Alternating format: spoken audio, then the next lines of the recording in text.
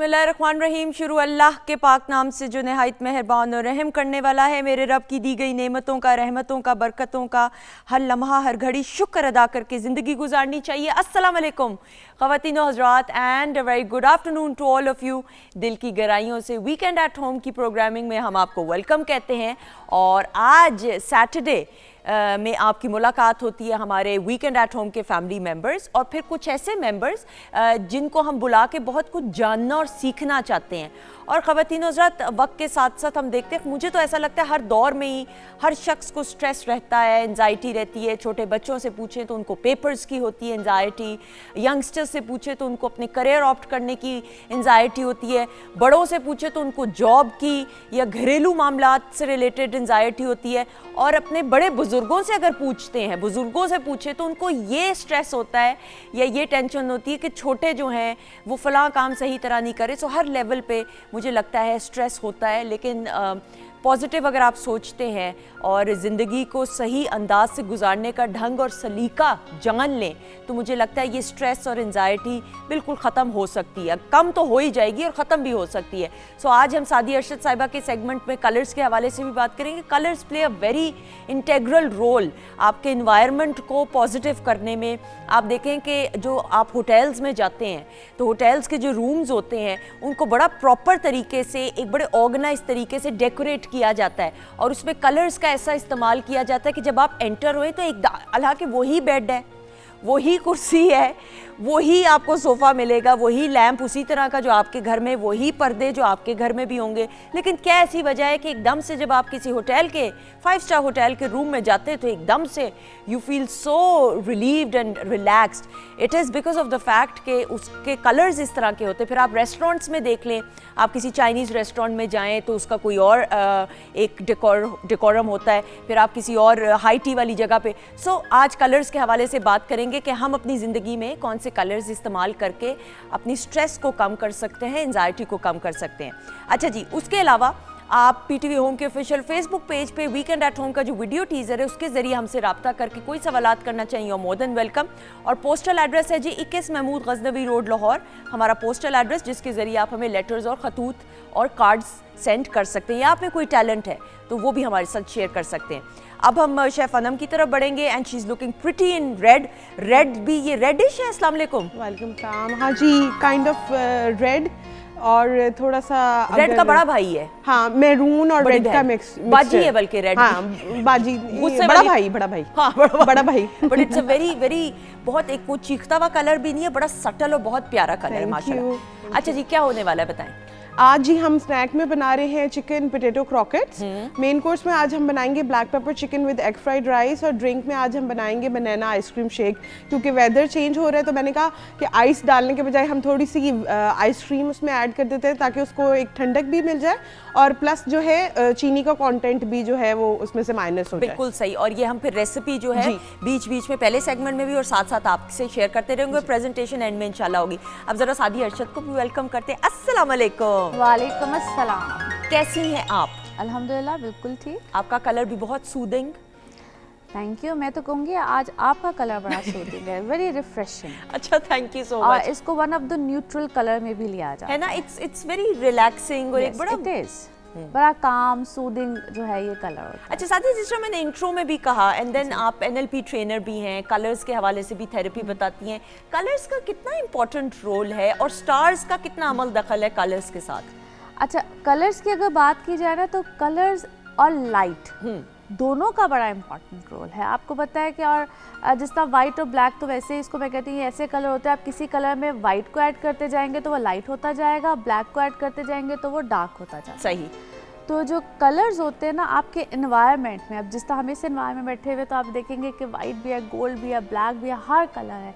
आपकी निगाह जिस कलर पे जाती जाएगी ना, मेरे ऑपोजिट में जैसे मैं आपको देखूंगी तो ये ग्रे है, बैकग्राउंड पे देखूंगी तो ग्रीन है। ये इतना अच्छा कलर होता है, इतना स्पिरिचुअल कलर। बेसिकली ग्रीन को तो हमेशा स्पिरिचुअल कलर में भी लिया जाता है। तो ये आपके माइंड को फ्रेश भी करता है, रिलैक्स भी करता है और आपकी सिक्स सेंस को भी बहुत अच्छा करता है। ओके, छठी हिस्स को। जी जी बिल्कुल, छठी हिस्स को भी इन्हांस करने के लिए डिफरेंट कलर्स को यूज किया जाता है। सही। इसी तरह से मेडिकल पॉइंट ऑफ व्यू से भी अगर हम देखें, आपकी मेंटल हेल्थ और फिजिकल हेल्थ को दोनों को ही कलर्स चाहिए हैं। True. ये अल्लाह की कुदरत है, इसमें इंसान का कोई कमाल नहीं है। बिल्कुल ऐसा ही तो है। हर कलर में कोई ना कोई, एक कहते हैं ना मंतक है, कोई ना कोई राज है। यानी हर अल्लाह मौसम ताला में, ने- हाँ। जी, जिस तरह मौसम में है, बिल्कुल बड़ी प्यारी बात आपने की, जिस तरह मौसम में है। आप देखें कि जब विंटर्स आती है तो हम एकदम से खामखा लो फील करते हैं। तो क्यों विंटर्स में हम डार्क कलर पहनते हैं, रेड कलर पहनते हैं, ब्लैक पहनते हैं, डार्क के शेड्स पहनते हैं? क्योंकि वो हमें थोड़ा सा ना बूस्ट अप करके रखते हैं, एनर्जी हमारी। बिल्कुल सही। ठीक है, और वैसे भी वो जो सर्दी होती है उसको ज़रा एब्जॉर्ब करते हैं। इसी तरह से जैसे जैसे हम समर्स की तरफ जाएंगे तो हम ज़रा थोड़ी सी लाइटर टोन पहनना शुरू कर देते हैं। मोस्टली हमारे यहाँ ऐसे ही होता है, मगर उसमें मैं थोड़ी सी इस चीज़ को भी ऐड करना चाहूँगी कि आप कहीं ना कहीं डार्क कलर भी इसमें ज़रूर पहना है ना, जिस तरह ये अनम ने भी पहना हुआ है। भी पहना हुआ है। उससे क्या होता है कि गर्मियों में ना एकदम से हम बड़ा लो फील करना शुरू कर देते हैं, दिल नहीं कर रहा होता कोई काम करने को। ख़ास तौर पे वीकेंड के बाद जब हमें मंडे की तरफ जाना होता है और काम करना पड़ता है तो उस दिन तो बिल्कुल भी दिल नहीं करता। अच्छा, मुझे ऑरेंज और येलो समर का कलर लगता है। मुझे It लगता है is. कि ऑरेंज और येलो आप पहने ना तो एकदम से आप फ्रेश फील करेंगे, एक्टिव फील करेंगे। बिल्कुल आप करते हैं। तो इसीलिए मैं कहती हूँ कि हर कलर में कोई ना कोई अल्लाह ताला ने एक राज रखा हुआ है। उस राज को जानना, उसको अपनी लाइफ में इम्प्लीमेंट करना, ये बहुत ज़रूरी है। बिल्कुल सही। अच्छा, अब हम सितारों की जब बात करते हैं, हर सितारे के साथ कुछ कलर्स एसोसिएटेड हैं? बिल्कुल या हैं, ओके, बिल्कुल हैं। अच्छा, वो किस तरह से होते हैं वो है एक बहुत बड़ी लंबी डिबेट हो जाएगी। जिस तरह अब एरीज की अगर हम बात करें तो इसको हम कहते हैं एरीज के साथ एक प्लैनेट मुंसलिक है, वो एरीज के साथ भी और स्कॉर्पियो के साथ भी, उसको मार्स कहते हैं। अब उसका कलर रेड ऑरेंजिश, ये कलर रेड और ऑरेंज ये तकरीबन कलर होता है। अब जब आप बहुत ज़्यादा, क्योंकि एरीज और स्कॉर्पियो दो बहुत एनर्जेटिक होते हैं, बहुत ज़्यादा गुस्से के तेज़ होते हैं, बहुत जलाली टाइप गुस्सा होता है इनके अंदर। अब अगर ये लोग बहुत ज़्यादा भी ये कलर पहनेंगे, क्योंकि अक्सर एस्ट्रोलॉजर्स ये लोग बताते हैं जी आपके कलर ये, आप ये कलर पहने, मैं इस बात को मैं नहीं मानती। वो क्यों नहीं मानती? क्योंकि जब ये लोग बहुत ज़्यादा हाइपर एक्टिव रहेंगे तो वो भी गलत है। बिल्कुल सही, ठीक है? ऑब्वियसली। अब जिस तरह से हम वीकली में बात, जब हम लोग प्रेडिक्शंस या जो बात बता रहे होते हैं आपको, उसमें ये चीज़ देखनी होती है कि आपने इन दिनों में या किस दिन में बहुत ज़्यादा इस कलर को पहनना चाहिए या इस कलर को अवॉइड करें आप। ठीक है, क्योंकि हर वक्त भी हाइपर एक्टिव बंदा अच्छा नहीं होता, अच्छा लगता, बिल्कुल जज्बाती सही। फैसले होते हैं, गलत फैसले होते हैं। लिहाजा ऐसे लोगों को तो मैं ख़ास तौर पे मशवरा देती हूँ, आप अपने रूम में, अपने एनवायरनमेंट में बड़ा कुछ सूदिंग कलर रखें। फॉर एग्जांपल ऐसे लोगों को ग्रीन में, ब्लू में, स्काई ब्लू में, ग्रेज में, वाइट में, आइवरी कलर्स, इन कलर्स में खास तौर पे जाना चाहिए, एरीज और स्कॉर्पियो। अच्छा, अब मैं जरा आई डोंट नो टेक्निकल है, नॉन टेक्निकल है या बचगाना सा सवाल है, कोई यानी फॉर एग्जांपल ये भी डिपेंड करता है कि अगर आप ये जो कलर्स बता रही हैं ये किस तादाद में, यानी बड़े पैमाने में इस्तेमाल करना चाहिए। फॉर एग्जांपल मैं एरीज है, मेरा स्टार नहीं है एरीज, लेकिन अगर मेरा एरीज स्टार है और आपने जो कलर बताया तो मैं अपने कमरे में क्या कर्टन का कलर करा लूँ, किसी कुशन का भी करा लूँ तो उसका असर होगा या? बड़ा अच्छा सवाल है आपका। अच्छा? बिल्कुल बचगाना सवाल नहीं है। अच्छा, ये देखिए, मैं इसको मैं लूँगी कि आप कभी भी बड़ी चीज़ पे इन्वेस्ट मत करें। ठीक है, नेवर इन्वेस्ट। मैं कभी भी, लोग कहते हैं हम अपना रूम का पूरा कलर चेंज करा ले, हम डेकोर चेंज करा ले, क्या करें? उसका सबसे अच्छा हल ये होता है कि आप कोई फ्लावर्स रख लीजिए। हाँ, बिल्कुल, आप बिल्कुल। कोई छोटी चीज़ पे इन्वेस्ट करें, नेवर इन्वेस्ट ऑन बड़े प्लेटफॉर्म पे इन्वेस्ट करने की कभी ज़रूरत नहीं। And it's even soothing for the eyes, आंखों के लिए भी अच्छा है। हाँ। आप कोई वॉज ऐसा रख लीजिए, उसकी तादाद बढ़ा दीजिए। आप अपनी वार्डरोब को तो हम अक्सर चेंज करते रहते हैं, आप उसको रख लीजिए। अक्सर यहाँ तक फ़र्क पड़ जाता है, आप जिस पेन से लिखते हैं, ओके, आप जिससे लिखते हैं, आप जिससे साइन करते हैं, ये चीज़ें उस पर भी इफेक्ट करती हैं। ठीक है, ट्रस्ट मी। अब जिस तरह मैं जेमिनाइज और वर्गो की बात करूँगी यहाँ पे, पहले अब उनकी बात करते हैं क्योंकि मैंने अभी लिखने की बात की। इसका लॉर्ड यानी कि इनका जो लॉर्ड होता है वो बेसिकली मरकरी होता है। मरकरी हमारी अक्ल, विजडम, इन सब चीज़ों को रिप्रेजेंट करती है, आपकी बोलचाल, कम्युनिकेशन को भी करती है, राइटिंग स्किल्स, स्पीकिंग स्किल्स, इनकी बात हो रही है। अब इन लोगों को ज़्यादा से ज़्यादा ग्रीन कलर, बेसिकली इसका कलर ग्रीन बनता है। अच्छा, नेक्स्ट टाइम हम जेम स्टोन्स की भी बात बिल्कुल, करेंगे, ठीक और है। बल्कि मैं लेकर भी आऊँगी, मैं आपको दिखाऊंगी क्वार्ट्स क्या होते हैं। मैं अक्सर क्वार्ट्स की बात करती हूँ, तो उसके बारे में ओके। बात करूँगी। अच्छा जी, अब इसमें क्या होता है, कभी भी बहुत ज़्यादा ग्रीन कलर ठीक है इनको पहनना चाहिए जिसके बर्थ चार्ट में बेसिकली मर्करी की पोजीशन अच्छी नहीं होती। लेकिन अब छठी हिस्स को भी बहुत अच्छा करता है। बहुत ऐसे लोग समटाइम्स ओवर कॉन्फिडेंट बहुत हो जाते हैं कि अच्छा जी बस जो मैंने कह दिया ना उससे आगे, क्योंकि वो लोग या तो आर्ग्यूमेंट से बहुत ज़्यादा चले जाते हैं, आर्ग्यूमेंटिव बहुत ज़्यादा हो जाते हैं, बहस बहुत ज़्यादा करना शुरू कर देते हैं, which is not good as well. इसीलिए कहते हैं ना कि किसी भी बात की एक्सेस में आप चले जाए, ज्यादती हो जाए, तो वो भी बुरी है। बिल्कुल सही। ठीक है, तो उस सिलसिले में मैं कहूँगी वैसे तो इनके लिए ग्रीन कलर बहुत अच्छा, बेहतरीन है, जेमिनाइज एंड वर्गोस दोनों के लिए।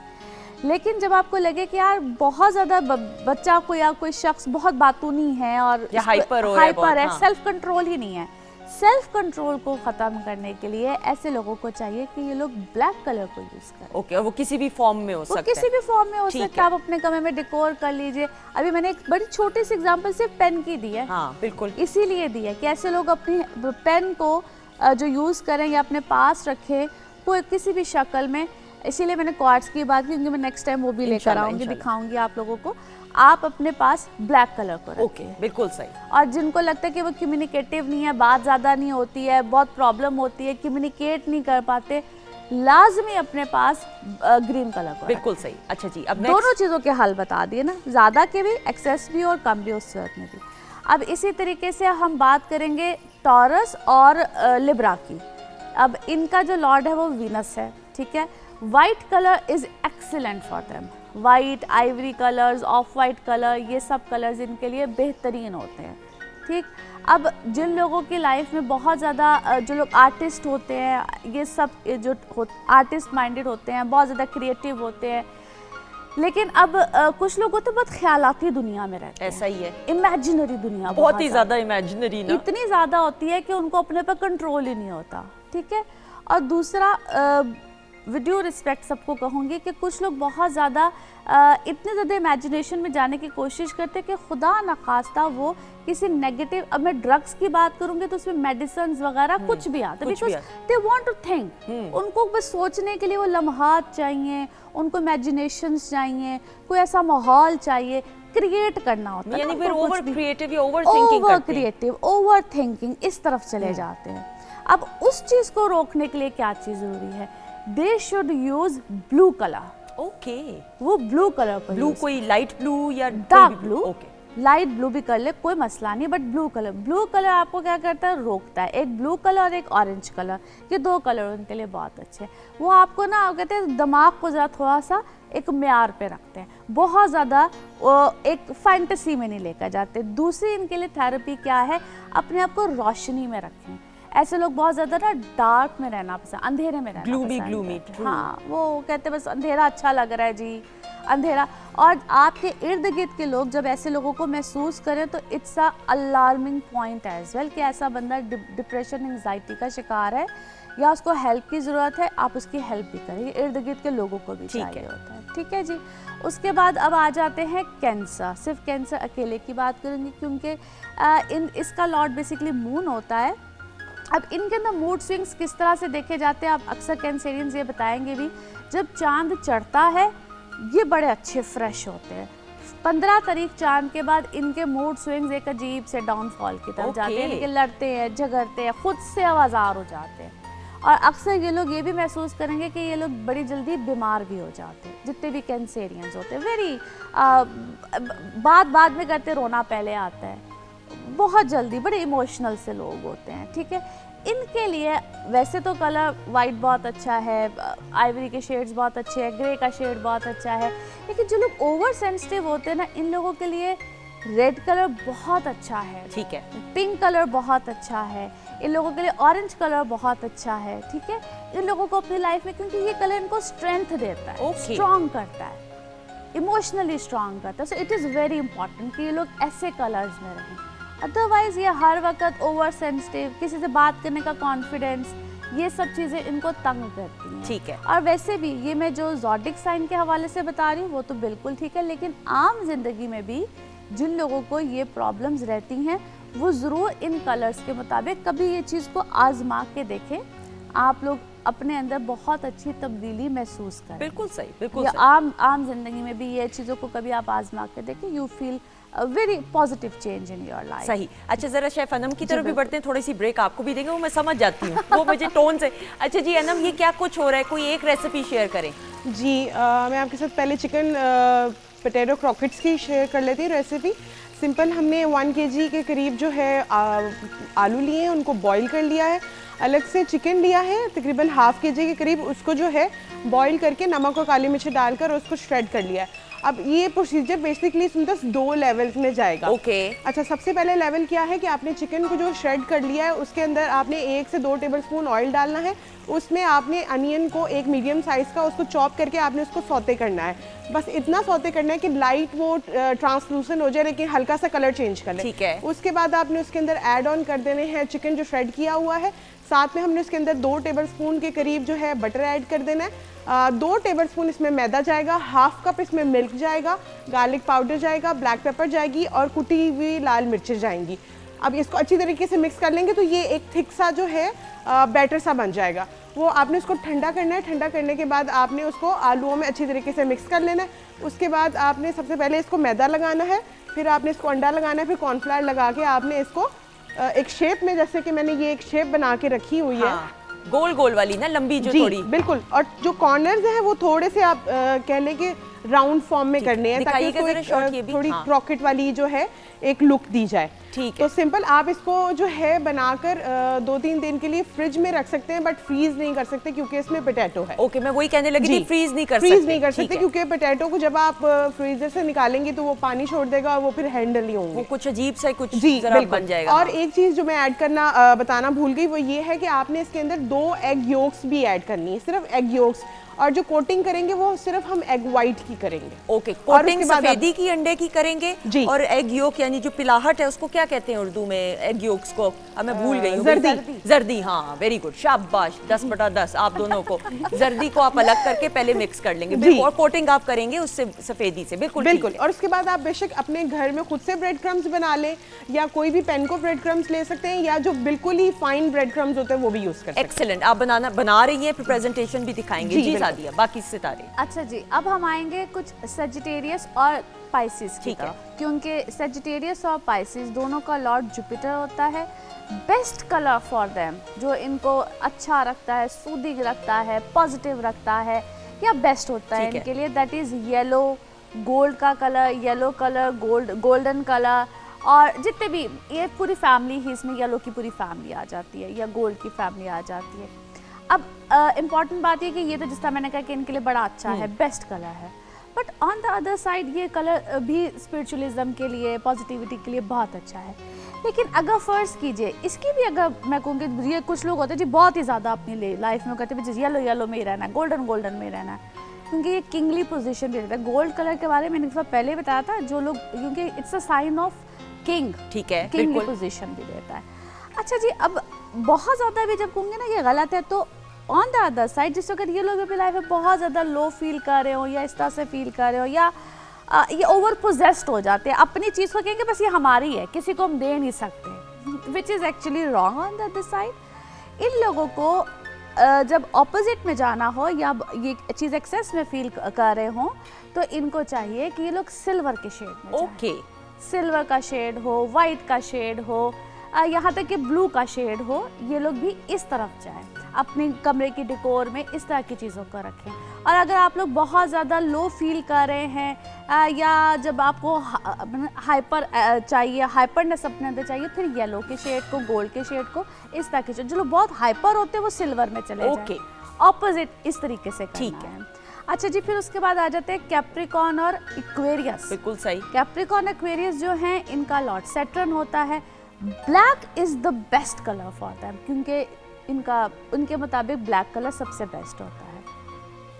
अब ब्लैक कलर इनको क्या करता है, एनर्जाइज करता है, बूस्ट करता है, बेहतरीन रखता है। इनके लिए एक बहुत बड़ा टिप ये है, क्योंकि इनको ना लाइट हमेशा अच्छी लगेगी, कम लाइट में ना ये घबराते हैं, इनको लगता है वो लाइट कम है तो पता नहीं क्या हो रहा है, ज़िंदगी टाइट हो रही है, रूम छोटे, इनको कुछ लोगों को बहुत अच्छे लगते हैं, कुछ लोगों को लगता है नहीं कमरा छोटा तो बस घबराहट है, वो क्लॉस्ट्रोफोबिक जिस तरह हो जी। जाती है ना, फोबिया। और नीट रहना, हर वक्त साफ सुथरे रहना, ये सब चीज़ें बहुत अच्छी लगती है। बट बहुत से ऐसे कैप्रिकॉन्स, एक्वेरियस आपको मिलेंगे जिनको ये दोनों चीज़ें बिल्कुल अच्छी नहीं लगती, बिल्कुल ऑपोजिट होते हैं। अब वो भी तो कैप्रिकॉन एक्वेरियस ही है ना।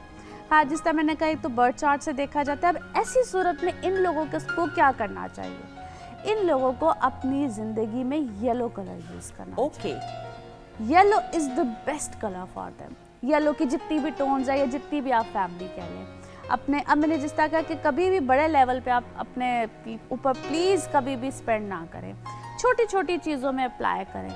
जैसा ये येलो गोल्ड का ये टेबल है, कोई लैंप रख लें, कोई वॉज रख लें और उस तरीके से रखें जिस पे आपकी निगाह सबसे ज़्यादा, बिल्कुल वो पीछे फूल हैं, देखें कुछ भी हो सकता है, कुछ भी हो सकता है, ठीक है, वो आप अपनी लाइफ में रखें। और एक दूसरा टिप इन लोगों के लिए, क्योंकि इनको अक्सर आप कभी नोट कीजिएगा कि इनको सबसे ज़्यादा प्रॉब्लम अपने साइन सिग्नेचर डॉक्यूमेंट्स रखने में, they can't carry much things, ठीक है, घबराहट होती है कि मैं क्यों कैरी करूँ, मुझे प्रॉब्लम है। तो दूसरा इनके लिए जो सबसे अच्छी चीज़ है, जिस तरह आप हैंड बैग की फॉर्म में, किसी भी फॉर्म में, पेन की फॉर्म में, मैं पेन की मिसाल मैं पेन की एग्जांपल तो हमेशा अपने हर क्लाइंट को भी देती हूँ। आप पेन ऐसा ज़रूर यूज़ करें, कभी साइन ख़राब नहीं होंगे। अक्सर लोगों को सिग्नेचर करने में एक दफ़ा सिग्नेचर कुछ करते हैं, दूसरी दफ़ा सिग्नेचर मेरा है ना मसला, मेरे साथ तो ये मसला है बिल्कुल। आप कभी येलो कलर को येलो पेन यूज़ करके देखें, ठीक है, गोल्डन पेन यूज़ करके देखें, आपका ये प्रॉब्लम सॉर्ट आउट होना चाहिए। चलिए जी, 2 दर्जन येलो पेन मेरे लिए प्लीज लेके आए, मैं भी जरा ये प्रॉब्लम होती है। मैंने आपको बताया कि ये आप अपनी अपनी जिंदगी में मेरी इस बात को आजमा के देखें। ओके, ये एक बहुत बड़ा इशू होता है। मुझे तो नहीं पता था आपके साथ है, मेरा तो है इशू। तो ये मैंने आपको बताया कि ये इश्यूज होते हैं और कलर्स हमारी ज़िंदगी में इसी तरह से अगर आप अप्लाई करना शुरू कर दें, मैं ये नहीं कहती कि आपको बिल्कुल अपने दिमाग पे फोबिया की तरह इसको ले लें, ये छोटी छोटी सी चीज़ें हैं जिस पे आप वर्कआउट करें, यू विल फील गुड। बिल्कुल सही। और मैं यहाँ पे ये जरूर बताती चलो, इसका ये मतलब नहीं है कि ये सितारे सिर्फ यही कलर्स इस्तेमाल करें, बिल्कुल। ये तमाम कलर्स अल्लाह ताला की तरफ से, कुदरत की तरफ से एक तोहफा है अनमोल। हर कलर की अपनी खूबसूरती है, अपनी कोई खासियत है, खसूसियात हैं, बल्कि क्वालिटीज़ हैं। लेकिन जो सितारों के हिसाब से जिन कलर्स का सादिया ने बताया, उनका अगर आप थोड़ा ज़्यादा इस्तेमाल करेंगे तो जो स्ट्रेस है वो कम हो जाएगा। राइट, बिल्कुल ऐसा ही, बिल्कुल सही। Thank you so much Sadia. My player always. और इसी खुशी में और के अनम पोटैटो क्रॉकेट्स बना रही हैं, पता नहीं तलफ़ुज़ मेरा सही है कि नहीं, हम हुर अब्बास को बुलाएंगे। He is a young talented singer और उनसे गाना सुनेंगे और फिर ब्रेक के बाद मुलाकात होगी और उनसे फिर इंटरव्यू भी करेंगे। जी आ जाइएगा, बहुत सारी क्लैप में।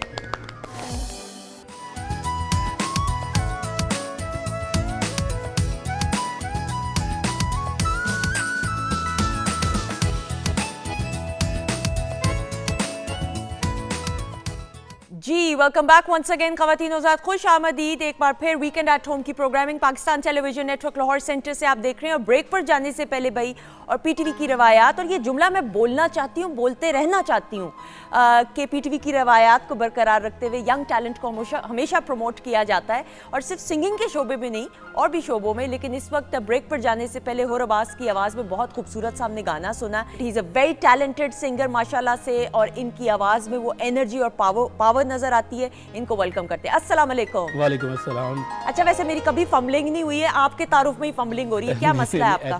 असल में और बड़ा यूनिक नेम है, शायद इसलिए कम बोला जाता है, लेकिन तो बहुत प्यारा नाम है। Thank you so much. आपके बड़े बुजुर्गों ने रखा है तो बहुत ही प्यारा नाम। अल्हम्दुलिल्लाह बुजुर्गों ने ही रखा है। बिल्कुल सही। चले जी, थैंक यू सो मच। और साथ ही साथ ख़वातीनो ज़ात इस सेगमेंट में अब मैं आपको ख़वातीनो ज़ात सेहत की जब बात करते हैं, सेहत में फिर सिर्फ ओवरऑल हेल्थ नहीं होती है, हर एक चीज़ का, बॉडी के हर एक पार्ट का, यानी आप मेंटल हेल्थ की बात करें, फिजिकल हेल्थ में आप ओवरऑल रिहैबिलिटेशन की बात करें, आंखें, मैं समझती हूँ आंखों से ज़्यादा हर अल्लाह ताला की तरफ से हर चीज़ जो है एक बहुत ख़ास नेमत। लेकिन आंखें होंगी, आंखों से सही दिखाई देगा आपको तो ही आप कुदरत के नज़ारों को एंजॉय कर सकेंगे। और मेरी खुद की आई साइट बचपन में वीक हुई और मुझे पता ही नहीं था, और मैं क्लास में लिटरली मैं फेल हुआ करती थी और समझ ही नहीं आती थी। वो फिर जाके एंड में टीचर रियलाइज़ कि इसकी तो आई साइट का प्रॉब्लम है, और जब मैंने ऐनक लगाना शुरू की तो मुझे दुनिया किसी और अंदाज में नज़र आना शुरू हुई। मेरी पढ़ाई में ग्रेड्स भी बेहतर होना शुरू हो गए। सो ये आंखों से रिलेटेड क्या क्या मसाइल हैं आज हम डिस्कस करेंगे, और ये मेरा बड़ा दिल के करीब टॉपिक है, ये भी मैं आपको थोड़ी देर में बताऊंगी क्यों। हमारे साथ मौजूद हैं डॉक्टर ज़ैनुल आबदीन साहब। He is an eye specialist, लेकिन King Edward Medical University Mayo Hospital में हेड ऑफ डिपार्टमेंट है डायग्नोस्टिक एंड ऑप्थेमोलॉजी के। अस्सलाम वालेकुम सर। जी वालेकुम सलाम, thank you very much for inviting. और आपकी बड़ी एक वैलिड बात थी जो आपने भी की, मैं सुन रहा था जो आपने अपने बचपन की जिक्र किया। मोस्ट ऑफ द जो बच्चे होते हैं जिनको ग्लासेस लगती हैं वो टीचर होते हैं, बिल्कुल। और वो टीचर्स जो बड़े क्लास में विजिलेंट होते हैं, दे एक्चुअली पॉइंटेड आउट कि देखिए कि आपका बच्चे की प्रोग्रेस अच्छी नहीं हो रही, और अल्टीमेटली पता क्या चलता है, बच्चे की नज़र कमजोर, आई साइट वीक, उसको हम सबसे कैजुअल लेते हैं। मुझे ये याद पता है डॉक्टर साहब कि बचपन में मैं टीवी के बहुत करीब बैठा करती थी, तो मेरी अम्मी को, वालदा को ये लगता था, हालांकि पूरी family is full of doctors, तब तो मेरे बहन भाई दे वर ऑल स्मॉल यंग, तो वो लगता ये था कि शायद मुझे टीवी देखने का ज्यादा शौक है, हालांकि वो शायद मुझे नजर ही नहीं आता था। और आजकल क्योंकि टीवी ज्यादा नहीं देखा जाता, टैब होता है, True. तो जो छोटे बच्चे होते हैं वो हर वक्त टैब के पास पड़े होते हैं, मतलब वो they don't want to watch TV, they want to watch it on the tab. और डॉक्टर साहब अनफॉर्चुनेटली ये हो, आप भी अग्री करेंगे, हमारे बचपन में तो शायद 10 में से 2 या 3 बच्चों को अब हर दूसरे बच्चे को अनफॉर्चुनेटली ये ग्लासेस लगी हुई। और ये ग्लासेस का जो बर्डन है ना, it's basically disease burden, it's called myopia, इसे हम मायोपिया कहते हैं अपनी जुबान के अंदर। इसमें 2 किस्में होती हैं, एक होता है प्रोग्रेसिव मायोपिया। प्रोग्रेसिव से मुराद ये है कि बच्चा 3 साल, 7 साल या 8 साल की उम्र में उसको ऐनक लगी, और वो विद टाइम बढ़ती गई टिल वो 18 साल की एज तक पहुंच गया। कुछ पेशेंट्स जो लकी होते हैं उनका नंबर 4 से 5 के अंदर रहता है, लेकिन अगर खुदा ना खास्ता 5 से नंबर ऊपर चला जाए तो हम इसे अपनी जुबान में पैथोलॉजिकल मायोपिया कहते हैं, यानी कि बहुत खतरनाक मायोपिया, जिसके साथ पर्दे की कमजोरी और बाकी कॉम्प्लिकेशंस आना शुरू हो जाती हैं। ऐसी कंडीशन को, और बाकी जो 3.5, 4 और 2 इस तरह के जो नंबर होते हैं, अगर आप ग्लासेस के साथ ट्रीट करें तो इसे टेम्परेरी सोल्यूशन, ये क्या है, आर्जी सोल्यूशन है, ये हल नहीं है। बट हम लोग जो ऑफर करते हैं patients, being an ophthalmologist, being an eye surgeon, हम लोग पेशेंट्स को डिजीज बर्डन कम करने की बात करते हैं।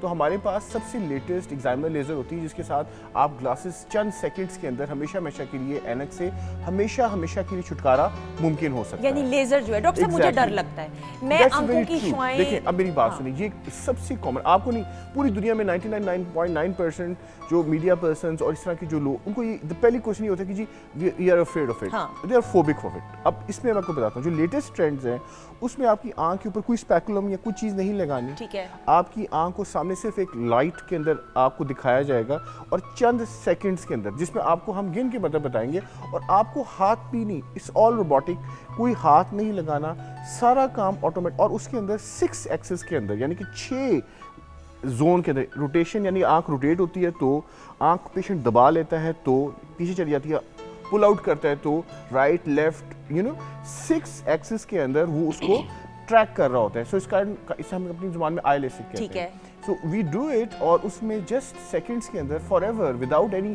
Fair, without any touching, without any cutting, yes, without any cutting, it's just a laser microablation, और वो आपकी ऐनक हमेशा के लिए ख़त्म हो जाएगी। ये मैं मीडिया पे आके इसी बात को इसीलिए एम्फेसाइज करता हूँ कि लोग बेचारे सारी उम्र अपने ग्लासेस के साथ गुजार देते हैं, वो उठते हैं, अगर सपोज कॉन्टैक्ट लेंस या ग्लासेस उनके पास नहीं है तो वो उठते सारी पहला, मतलब दे कैन नॉट टीवी तो दूर की बात, कमरे से लेके गाड़ी तक नहीं जा सकते। ब्लर है, मुझे तो आप अगर ऐनक में उतार दूं तो मुझे लोग तो अनम नजर आएगी फॉर एग्जांपल, या हो रहेगा, लेकिन मुझे चेहरा उस तरह से पता चलेगा। मेरी तो आई साइट बहुत वीक है, और मेरी आई साइट लेंस में भी नहीं मिलती, मैं आपको ये भी चलें आज बता देती हूँ, इंकशाफ है। और ये जो पेशेंट्स होते हैं हमारे पास स्पेशली आते हैं, और इनकी जो इनकी नॉर्मल, जिसको कहते हैं टॉरिक, यानी कि ग्लासेस में एक खास एंगल होता है जिसे हम टॉरिक कहते हैं, ये toric corrections, we do toric corrections, इसमें कोई ऐसा इशू नहीं है। और इसका हल पॉसिबल है बिल्कुल 100%। अच्छा डॉक्टर साहब, मैं जरा बेसिक से स्टार्ट करना चाहूंगी। फॉर एग्जांपल एक ये भी होता है कि जी हमने एक दफ़ा आई साइट चेक करवा ली, अब बच्चों से हम स्टार्ट करते हैं या इवन बड़ों से भी, जब आपको पता चल गया कि जी अब आई साइट वीक है, अब उसके कितने अरसे बाद आपने दोबारा चेक कराना है कि आया वो आई साइट बढ़ तो नहीं रही, क्योंकि हम एक दफ़ा चेक करवा के वो ऐनक लगवा ली एंड दैट इज इट, और हमें पता ही नहीं होता आगे बढ़ रही है ये रुक देखिए गई। नॉर्मल जो प्रोग्रेसिव मायोपिया होता है उसमें साल में एक दफ़ा बच्चों में 18 साल से पहले 16 साल तक बच्चों को 0 से 4 साल से 5 साल से जो सी उम्र में ग्लासेस लगे हैं 16 साल की उम्र तक उसमें चेंजेस आएंगी और उसमें रैपिड आएगा। ग्रोथ स्पर्ट आता है 12 से लेकर 16 4 साल, उन 4 सालों में 6 मंथ्स पे आपने चेक करवाना है। ओके ठीक है, जो ग्रोथ स्पर्ट है ना उसमें कद भी बढ़ रहा है, चेंजेस आ रही हैं, पेशेंट का हाइट और फिर कॉर्नियल चेंजेस भी आती हैं, लेंथ में एक्सियल लेंथ में भी चेंजेस आती हैं और lenticular changes. So I believe कि 12 से 16 तक हर 6 महीने बाद और उसके बाद आप साल में एक दफ़ा भी चेक करवा लें तो कोई इशू नहीं है। ठीक है, बिल्कुल सही। अच्छा डॉक्टर साहब, अब जब हम लेंस की भी बात करते हैं, लेंस का इस्तेमाल कितना सेफ है कितना नहीं है? आई रिमेंबर, और मेरे इतने वाकयात हैं कि मैंने शुरू में लेंस लगाना शुरू किया, वो आंख के कहीं पीछे चला गया, वो गायब हो गया और मैं सर पकड़ के बैठ गई और आई टुक इट सो कैजुअली, मैं सो गई इसी तरह ही, मैंने चेकअप भी नहीं करवाया। I mean it could have been, अब मैं आई रियलाइज कि मैंने ये क्या किया, और अगले दिन जब मैं सुबह उठी हूँ तो वो लेंस वापस आया हुआ था। बट ये तो चले मजाक हो गया, but on a serious note the damage it can do to your eye. देखिए मेरी बात सुनिए, कॉन्टैक्ट लेंसेज मैं हमेशा एडवोकेट करता हूँ, contact lenses are not the solution. Contact lens solution नहीं है। कॉन्टैक्ट लेंस के साथ एक आपने एक लिफाफा, आपकी आंख जो है ना, आंख जो बाहर वाला कॉर्निया है जिसके ऊपर आप कॉन्टैक्ट लेंस रखते हैं, इसके अंदर कोई खून की नाली नहीं होती। इसकी ऑक्सीजन कहाँ से आनी है? इसकी ऑक्सीजन एयर से आनी है। जब आपने आंख के आगे एक लिफाफा चढ़ा लिया तो उसकी परमिबिलिटी कम हो गई। आप जो कॉन्टैक्ट लेंस रेगुलर लगाते हैं तो आप नोट करें आपकी आंखों के गिर्द लाली आ जाती ऐसा ही है। और उसकी क्या वजह होती है कि वो कंजेशन यानी कि ब्लड ज़्यादा पोर इन हो रहा होता है, कॉर्निया हाइपोक्सिक हो रहा होता है, कॉर्निया की जो हेल्थ है वो कॉम्प्रोमाइज़ हो रही होती है। देखिए contact lens is not the solution if at all. अगर पार्टी या कॉस्मेटिक पर्पज़ के लिए वंस इन एन आवर या मतलब ट्वाइस इन अ वीक लगाना है तो it's okay, but if you are to use, आपने हफ्ते में या रोज़ाना 6 से 7 घंटे 8 घंटे लगाने, तो आई वुड नेवर एडवाइस ना लगाएं। Better get a proper treatment उसका नहीं होता तो ग्लासेस इज़ एन अल्टरनेटिव। ठीक है, देखिए मेरी बात सुने, अगर कॉन्टैक्ट लेंस के साथ एक इन्फेक्शन होती है जिसे कहते हैं एक्यांथमीबा, एक्यांथमीबा उसके कंटेनर में पड़ा होता है और ये बड़ा कॉमन इन्फेक्शन है, बहुत ही कॉमन इन्फेक्शन है और ये एक नाइटमेयर है। मतलब मेरे पास आती हैं बच्चियाँ शादी या उसके बारात के ऊपर कॉन्टैक्ट लेंस लगाया, उसमें इन्फेक्शन हो गई और उनकी आंखें बेचारों की तकरीबन ज़ाया होने वाले के करीब होती हैं। और उसमें एक्चुअली एक्यांथमीबा का मसला ये है कि वो इंटैक्ट एपिथेलियम में से थ्रू कर जाता है और कॉर्नियल एपिथेलियम से गुजर के नीचे स्ट्रोमा में आ जाती है, यानी कि आंख की सरफेस को क्रॉस कर देता है बगैर कट के। तो लेंस को के कंटेनर को भी साफ सुथरा रखना चाहिए, चेंज करना उसका सोल्यूशन लाजमी बाद you have to change it every time जब भी आपने इसको यूज कर, फ्रेश कंटेनर्स में लगाएं और एक्सपायरी वाले डेट का खास ख्याल बिल्कुल, रखते हैं। हमारे यहाँ लोग जो है ना वो थोड़ा सा और दूसरा आप कह रही थी कि रात पहन के सो जाओ, हाँ। ये एक नाइटमेयर नहीं, मैं तो सोई नहीं ना, मेरा कभी कसूर भी ये नहीं। हुआ कि वो आंख के पीछे गया तो I didn't take it seriously. Exactly, वो it's a nightmare, always remember. क्या होता है, आंख सारी की सारी वो जो पानी है वो सारा खींच लेगा, सुबह पेशेंट उठेगा तो उसकी आंख के लिए छोटे छोटे जख्म बने होंगे। बिल्कुल। सो कॉन्टैक्ट लेंस पहन के कभी भी नहीं, टेक होम मैसेज ये है कि कॉन्टैक्ट लेंस पहन के नहीं सोना और ना ही उसको कंटिन्यूसली रखना है आपने लगा के। बिल्कुल सही। अच्छा डॉक्टर साहब, नाउ अब लेज़र की हम बात करते हुए, जिस तरह आपने भी की, अब लेज़र क्या कोई स्पेसिफिक एज होती है कि बचपन में भी बच्चों की, क्योंकि देन अगेन अगर मैं बड़े होके घबरा रही हूँ तो मेरी बेटी हु इज़ 9 years old उसको ऐनक लगी है तो मैं तो नहीं चाहूँगी, मैं घबराऊंगी एज अ मदर। तो कौन सी मिनिमम एज है और मैक्सिमम क्या बड़े बुजुर्ग भी कर सकते हैं लेज़र? वेरी गुड क्वेश्चन, ये बहुत ही पब्लिक अवेयरनेस के लिए बहुत ज़रूरी है। देखें, अगर तो बच्चे की एक आंख कमज़ोर है, दोबारा पब्लिकली मैं ये कह रहा हूँ, अगर बच्चे की एक आंख कमज़ोर है और दूसरी आंख बिल्कुल ठीक है तो किसी भी स्टेज के ऊपर उसकी ग्लासेस, उसकी एक आंख की ट्रीटमेंट होनी चाहिए। ओके, ठीक है, ये बात बहुत ध्यान से समझ ले, वरना वो ग्लासेस लगाएगा नहीं और उसकी वो जो कमज़ोर आंख है 18 साल की उम्र तक वो मुकम्मल डैमेज हो जाएगी। उसको उसी वक्त पे ट्रीट करें ताकि वो बढ़ता जाए, उसकी आंख नज़र बेहतर होती जाए और जो माइनर चेंजेस आए वो कोलैबोरेट कर सकते हैं दूसरी आंख के साथ, तो अल्टीमेटली 18 साल के ऊपर वो 100% बेहतर रिकवर हो जाएगा। दूसरा, नॉर्मल जो एज है वो 17 के बाद है, 17 साल के बाद हम लेज़र करते हैं। ठीक है, क्योंकि 17 साल तक की एज तक पेशेंट 16 साल, 16.5, 17, अगर आपका बुक पेशेंट है जिसको आप 12 साल की उम्र से देख रहे हैं तो आपको उसको पैटर्न पता है कि वो किस पैटर्न पे जा रहा है। 16 साल, 16.5, 17 साल के ऊपर आप कर देते हैं। ठीक है, 17 साल, 18, लेकिन जितना ज़्यादा 18 के बाद लेट करते रहेंगे उस पर जो चेंजेस आएंगी वो उसकी ग्रोथ स्पर्ट की वजह से नहीं होंगी, वो उसकी ग्लासेस की वजह से हो रही है। क्योंकि ग्लासेस आपने 14 मिलीमीटर आगे लगाई हुई है, आंख से 14 मिलीमीटर शीशा आगे पड़ा हुआ है। जब आप आंख ऊपर करके देखते हैं, नीचे करके देखते हैं तो उसमें प्रिज्मेटिक इफेक्ट आता है, जिसकी वजह से उसका सेंटर कोइंसाइड नहीं कर रहा होता और उसकी आंख में ड्रैग आता है और उस नंबर चेंज होता रहता है। सो ग्लासेस जो है बच्चे की जो चेंज हो रही होती हैं 18 साल के बाद, वो ऐनक की वजह से हो रही होती है। ओके। वो उसकी ग्रोथ स्पर्ट की वजह से। सो 17 से 18 साल ये सेफ एज है। और जो सेकंड लिमिट है, अगर मोतिया नहीं है तो 60 साल का बंदा भी, अगर 60 साल का बंदा भी ऐनक उतरवाना चाहता है तो उसको अगर मोतिया नहीं तो उसकी ग्लासेस उतारें आप, और हो सकता है वो उसका हो सकता है। और ये बिल्कुल हो लेजर सकता वन सिटिंग में डॉक्टर साहब है। होता वन है? Sitting 10 seconds forever, glasses free. Okay. और मिनिमम यानी जिस तरह हम बालों का रिमूवल हेयर करवाते हैं तो वो तो फिर चलता बार रहता बार है। होता रहता है। नहीं, लेकिन ये नहीं, फॉरएवर। उसके बाद you don't have to come back. एक ही सिटिंग में? एक ही सिटिंग में। Okay, it's just the fear, वो जो डर है ना, That is it, and you have to take a rest. We have got procedures जिसमें 2 घंटे के बाद पेशेंट बिल्कुल ठीक होता है, और कुछ प्रोसीजर्स हैं जिनमें थोड़ा सा टाइम लगता है ठीक होने में, 2 या 4 दिन, लेकिन 2 घंटे से लेके 2 घंटे तक की रिकवरी होती है, 2 घंटे से लेके 1 दिन तक की रिकवरी मैक्सिमम। सही। और पेशेंट अगर गाड़ी चला के वापस जाना चाहता है तो ही कैन। सही। अच्छा डॉक्टर साहब, जिन लोगों ने लेजर करवा लिया फॉर एग्जांपल, कुछ लोग कहते हैं कि अब लेजर दोबारा आ जाते हैं। दोबारा ना आ जाए। अच्छा, फिर उसकी रिक्वायरमेंट्स क्या हैं कि क्या प्रिकॉशनरी मेजर्स करने हैं, या फिर कोई आई ड्रॉप्स? वंस एक दफ़ा 1 मंथ पूरा हो जाता है तो एक पेशेंट बिल्कुल नॉर्मल पेशेंट है सारी उम्र के लिए, उसके बाद उसको ग्लासेस लगाने की जरूरत नहीं है और उसने एक आम आदमी की तरह जिंदगी गुजारनी है, उसके बाद उसको कुछ इशू नहीं है। एक्सीलेंट, दैट्स आई थिंक खवातीनो ज़ात ये बड़ी अच्छी बात है। और आपका तो आई साइट का कोई अला ना करे? नहीं, अल्हम्दुलिल्लाह। अल्हम्दुलिल्लाह। अच्छा, मुझे ये बताइए, आई साइट का सिंगिंग से नहीं, लेकिन हाँ देखने से इसलिए क्योंकि आप जब कॉन्सर्ट्स में भी परफॉर्म करते हैं तो आप विजुअली जब देख रहे होते हैं, तो मुझे ये बताएं कि आपके जॉनरा की जब हम बात करते हैं और तो आप किस तरह डिफाइन करोगे? सेमी क्लासिकल, क्लासिकल भी है, पॉप भी गाते हो? अल्हम्दुलिल्लाह, असल में जिस तरह की गैदरिंग हो वैसा गाने की कोशिश करते हैं। ठीक है। बाकी यह है कि प्रॉपरली अल्हम्दुलिल्लाह मैंने क्लासिकल की तालीम ली है, सीखा है क्लासिकल, क्योंकि क्लासिकल गाने की पहली बुनियाद है। ऐसा ही। और मुझे लगता है जिनको क्लासिकल सिंगिंग आ जाए तो ये तो ऐसा एक है कि फिर वहाँ से आप कोई भी जॉनरा अपना बिल्कुल सकते ऐसे, हैं। बिल्कुल सही। Thank you so much doctor साहब, it was a pleasure having you, and हम ज़रूर आपको और भी जहमत देना चाहेंगे। Thank you so much. और होर अब्बास हमारे साथ ख़वातीनो हज़रात मौजूद हैं, तो होर आपकी आवाज़ में ज़रा खूबसूरत सा गाना हो जाए। बहुत सारी क्लैप में ख़वातीनो हज़रात।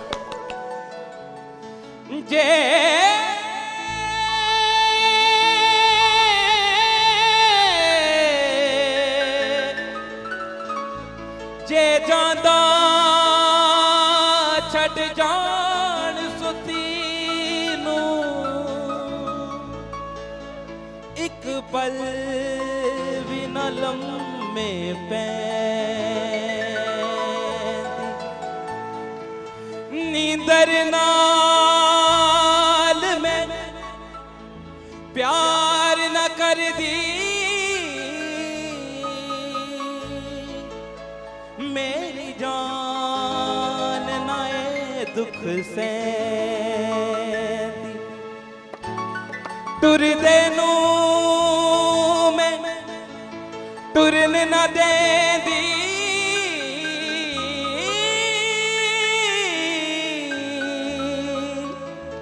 जद टुर दा लड़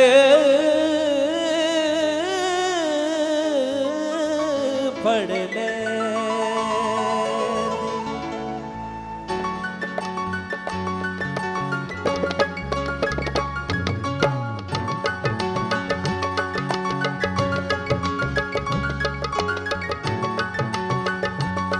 जानिया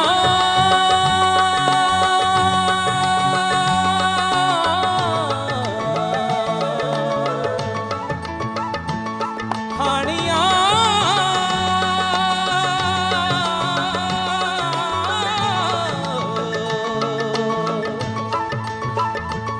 जानिया हानिया कच्चे धागे कच्चे प्यार के न तोड़ना तेरे बिना नहीं लगता दिल मेरा डोलना तेरे बिना नहीं लगता दिल मेरा ढोलना तेरे बिना नहीं लगता दिल मेरा डोलना तेरे बिना नहीं लगता दिल मेरा ढोलना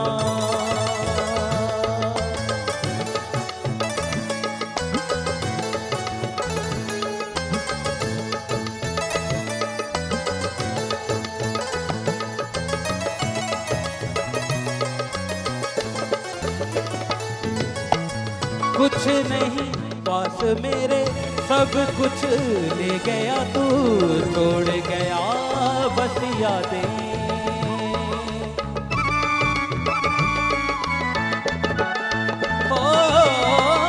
कुछ नहीं पास मेरे, सब कुछ ले गया तू, छोड़ गया बस यादें। टुर गयो सजना नींद न खो के, जाग के कटिया राता, एक गिलास सुंदरा कोले सुंदरा, प्यासे ने नाते कर मेहरबानियां। तेरे बिना नहीं लगता दिल मेरा ढोलना, तेरे बिना नहीं लगता दिल मेरा ढोलना, तेरे बिना नहीं लगता दिल मेरा ढोलना, तेरे बिना नहीं लगता दिल मेरा ढोलना। जाने खुदा मेहरमा तेरे सिवा कौन मेरा, कदी ना हो जुदा छोड़ी ना साथ मेरा।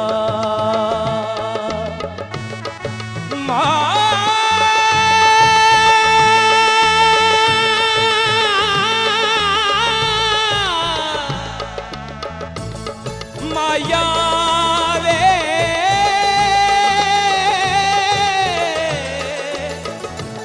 ढोलना,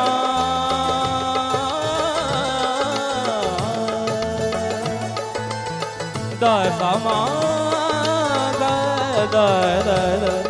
सा।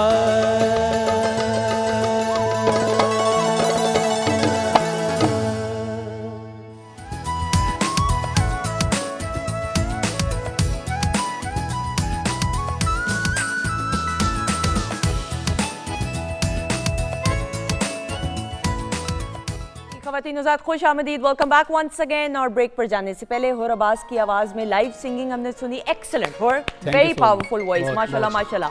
और ब्रेक के बाद डॉक्टर फरजीन मलिक साहिबा आ चुकी हुई हैं और उनके सेगमेंट का आगाज़ होने ही चंद लम्हों बाद होने वाला है। उर्दू ज़रा थोड़ी सी ख़राब होते हुए ना, लेफ़्ट राइट होते हुए, क्योंकि मैंने मल्टी वाइटमिन्स नहीं खाई आज अपनी, और आज का टॉपिक भी मल्टी वाइटमिन्स है। ख़वातीन हज़रात वक्त के साथ साथ हम देखते हैं कि अब मल्टी वाइटमिन्स का लोग ज़्यादा इस्तेमाल करें, आया कि ये करना चाहिए कि नहीं, और किस सूरत में करना चाहिए, और कितनी मिकदार में, और क्या टाइमिंग्स हैं। ऐसे ही नहीं बस कि जब दिल किया दिन में जी रात को खा ली, दोपहर को खा ली, सुबह बगैर कुछ खाए पिए खा ली।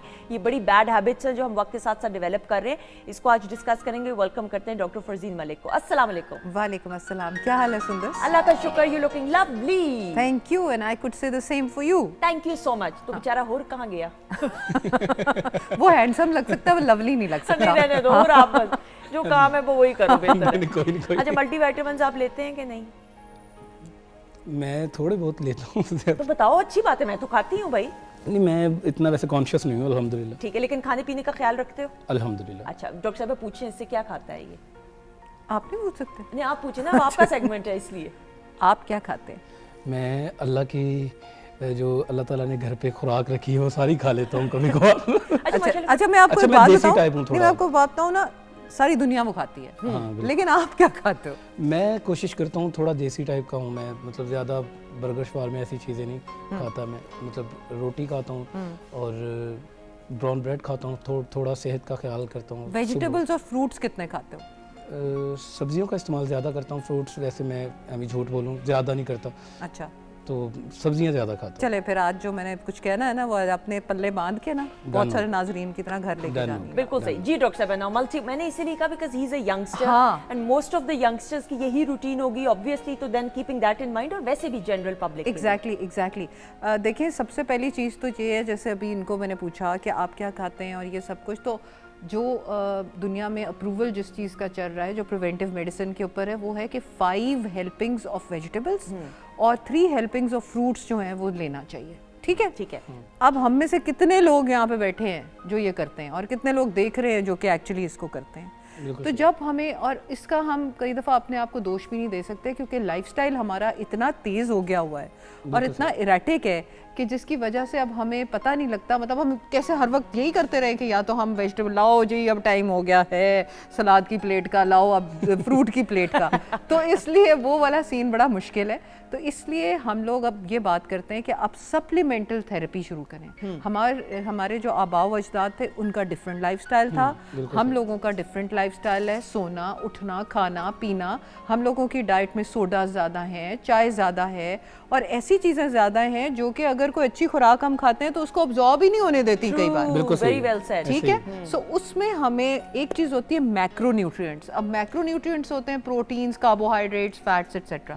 एक चीज़ होती है माइक्रोन्यूट्रिएंट्स जो कि माइक्रो यानी कि स्मॉल लेवल पे काम करती है और उसमें आ जाते हैं विटामिन्स और मिनरल्स। ठीक है, अब विटामिन्स और मिनरल्स की जब कमी का शिकार होते हैं तो अक्सर आपने सुना होगा कि लोग कहते हैं हमें बड़ी वीकनेस हो रही है, हम खाना तो सही खा रहे हैं, रोटी भी खाते हैं लेकिन हमें वीकनेस होती है। तो इसका ये मतलब है कि may be one of the causes कि उनके माइक्रो न्यूट्रिएंट डेफिशिएंसी। ओके, जब उनकी ये डेफिशिएंसी होती है तो डॉक्टर के पास जाते हैं, डॉक्टर उनको कहता है कि आप सप्लीमेंटल थेरेपी करें, यानी कि आप गोलियां लेनी शुरू कर दें मल्टीविटामिन्स की।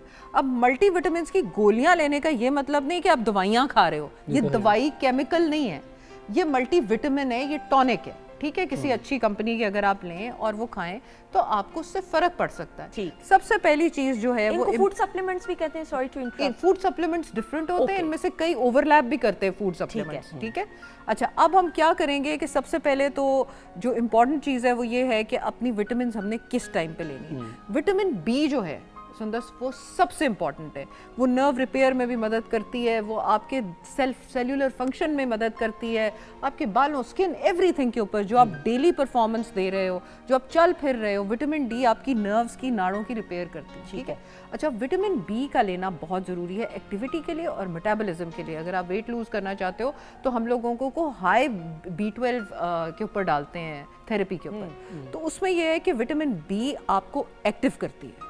तो वो आपको कब लेनी चाहिए?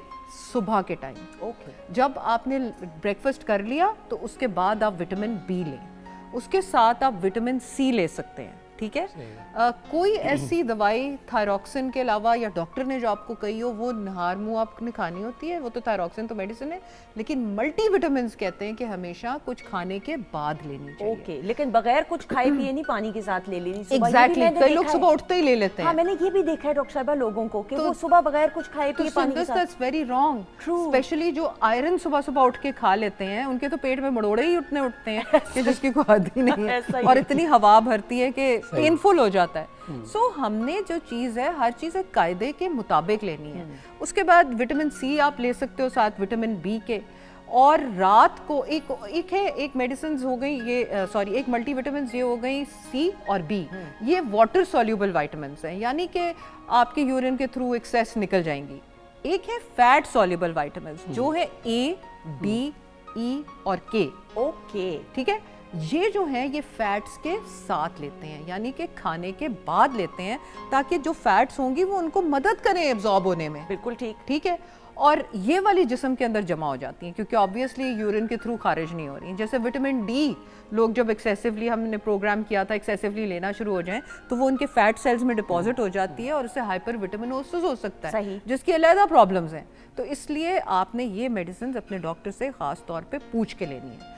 विटामिन बी आपने रात को नहीं लेनी। अभी हमने पहले भी बात की है, मैं फिर से करती हूँ, कई लोग विटामिन वो यार वो तो अच्छी मल्टीविटामिन ही नहीं खाई, विटामिन बी का डोज रात को लेते हैं, वो नींद ही नहीं आती। ऐसा ही है। ठीक है, अच्छा इसके अलावा जो विटामिन बी जो सी है, आपने अगर आयरन थेरेपी करनी है तो आप खाने के बाद अगर आयरन साथ लें विटामिन सी के तो दोनों एक दूसरे के साथ सेल पुना कर लेते हैं और कितना अच्छा लफ्ज़ है। एग्जांपल्स बहुत मजे की होती हैं, आई रियली एंजॉय। और दोनों बड़े खुश होके जाते हैं। ठीक है, लड़ाई नहीं होती, लड़ाई कोई नहीं होती उनके अंदर। तो इसलिए आयरन और विटामिन सी जो है वो आपस में सेलियां होके आपकी बॉडी में अच्छे तरीके से अब्जॉर्ब हुई। ठीक है, रात को अगर आपने नींद लेके आनी है, you want to feel relaxed, तो अब मैग्नीशियम लोगे। हाँ बिल्कुल, मैग्नीशियम रात को लेते हैं, प्लस उसका एंटी कॉन्स्टिपेटिंग इफेक्ट भी होता है। और एक बहुत इंपॉर्टेंट बात, वो क्या है? मुझे भूल गई। अब मुझे क्या पता आपने क्या बोलना बहुत था। इंपॉर्टेंट बात है फाइबर। हाँ। बहुत से लोग लेते हैं इसबगोल का छिलका, चिया सीड्स, तुख्मे बालंगा भी रोजे शुरू ऐसे ही। जब होते हैं उसमें शुरू हो जाता है ये सारा कुछ, तो उसके साथ कई दफा मल्टी विटामिन खाएं तो अब्जॉर्प्शन कम होती है। ओके तो इसलिए जो आपका फाइबर है उसको आपने किसी और टाइम पे लेना है, मल्टी विटामिन्स को किसी और टाइम पे लेना है। बिल्कुल सही। डॉक्टर साहब, रात को सोने से पहले मैंने बहुत सारे लोगों को देखा ऐसे पोटली भर के ना ऐसे पानी के हाँ, साथ पी लेते हाँ, हैं, दूध के साथ पी लेते हैं हाँ, कि जी ये फलां दवाई है, ये फिश ऑयल है, हाँ, ये बायोटिन भी हो गया, ये चीज हो गई।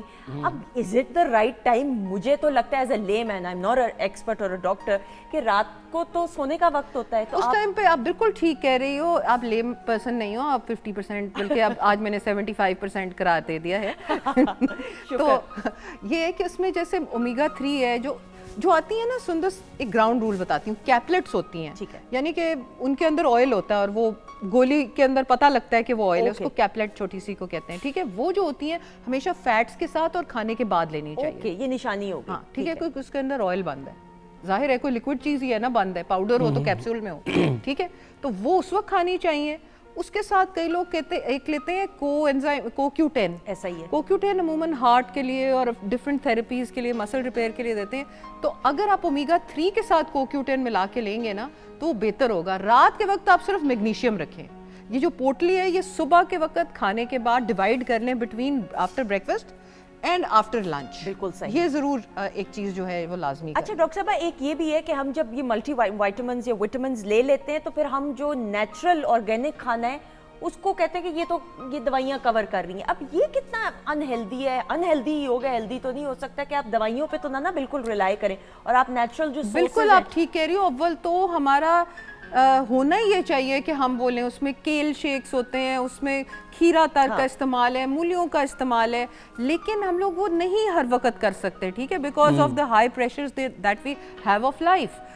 वो नहीं छोड़नी चाहिए, वो आप साथ साथ लेते जाएं, क्योंकि जो आपको जो नेचुरल फॉर्म है, आपकी जो अब्जॉर्प्शन है वो उन चीज़ों की ज़्यादा है कंपेयर टू जो सिंथेटिक चीज़ें हम बीच में डाल रहे होते हैं, ठीक है। मसलन जितनी चीज़ क्लोज टू नेचर होगी, ये ग्राउंड रूल है, उतना ही आपको उससे अफाका होगा।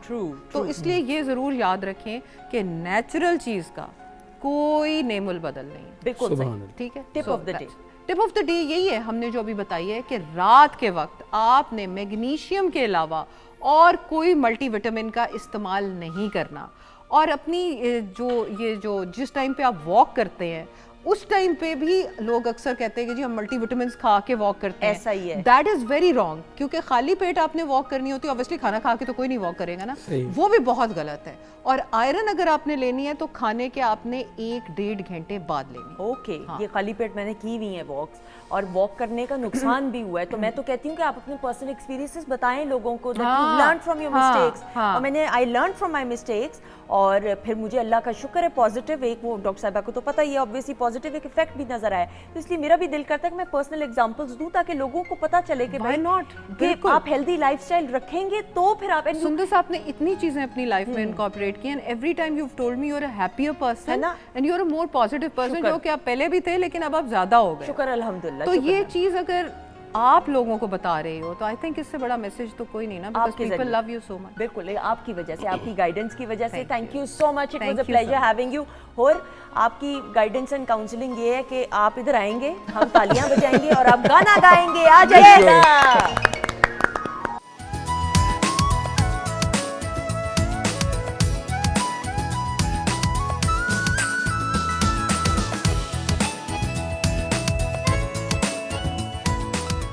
ख़वातीन-ओ-ज़ात खुश आमदीद, welcome back once again programme के सेगमेंट में। और हमारी ये कोशिश रहती है जितना हो सके, और मैं भी यहाँ पे बैठ के सिर्फ होस्टिंग की फ़राइज़ सर अंजाम ना दूँ, बहुत कुछ सीखने को हमारे मेहमानों से, मुअज़्ज़ज़ मेहमानों से सीखने का मौका मिलता है।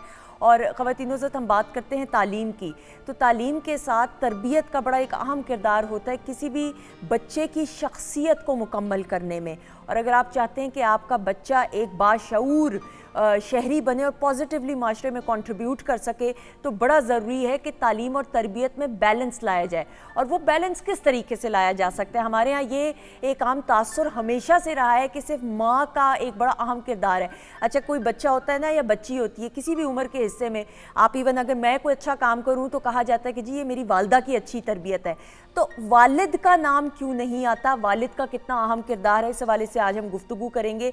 और कहाँ पे हम कोताहियाँ कर रहे हैं, me being a mother as well, मैं, मेरे हस्बैंड, हम क्या कुछ सीख सकते हैं, नौजवान जो पेरेंट्स हैं वो क्या कुछ सीख सकते हैं उन तमाम लोगों से जिन्होंने अपने बच्चों की बहुत उम्दा तरीके से तरबियत की है और एक्सपर्ट्स हैं और गाइडेंस और काउंसलिंग प्रोवाइड करते हैं। मेरी पहली मेहमान शख्सियत तो मेरे ख्याल में इसकी ऐसी जीती जागती मिसाल है कि आरफा करीम तो वॉज का नहीं, मैं लफ्ज़ इस्तेमाल आरफा के लिए करती हूँ, आरफा हैं और हमेशा रहेंगी एक ऐसा सितारा जो आज भी जगमगाता है। और Arfa, I was lucky enough कि पीटीवी इस्लामाबाद सेंटर का जब मैं मॉर्निंग शो करती थी तो आरफा का मैंने तब इंटरव्यू किया था। वो इतनी सी थी, आज भी वो यूट्यूब पे इंटरव्यू ज़रूर मौजूद होगा। और तब नहीं आइडिया था कि आरफा विल डू वंडर्स, लेकिन I literally could see the spark in her eyes.